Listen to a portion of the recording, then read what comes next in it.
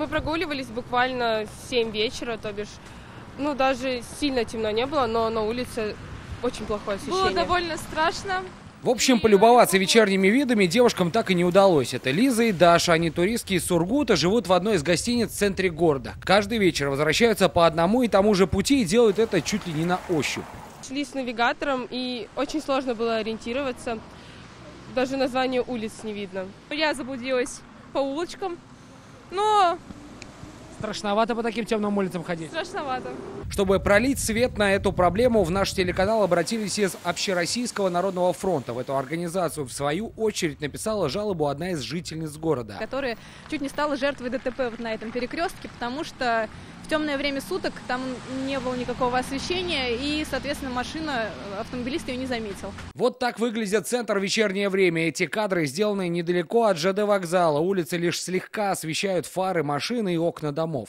Тазигизата, Гаяза из Хаки, теперь вот еще и Галактионова. Мы проехались по центру города и увидели, что сразу на нескольких улицах отсутствуют фонари. По мнению представителей Общероссийского народного фронта, это может не только спровоцировать дорожно-транспортные происшествия, но и повысить число преступлений, совершенных в самом центре города. Безопасность — это большое значение имеет. Не каждый преступник на освещенной улице, здесь стоят системы видеонаблюдения, не рискнет заниматься чем-то противоправным. А еще это удар по туристическому имиджу города, считают в организации. Гуляя здесь, гости Казани увезут домой не самые светлые воспоминания. Почему в центре города нет даже фонарных столбов, мы спросили в столичном исполкоме. Оказалось, это связано с множеством подземных инженерных коммуникаций.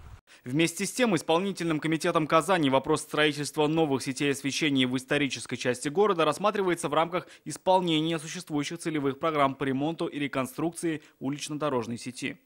Также в исполкоме заверили, работы по установке фонарей будут учтены при формировании программы и будут выполнены по мере выделения на это финансовых средств. Сергей Хайдаров, Рамзель Гарипов, ТНВ Казань.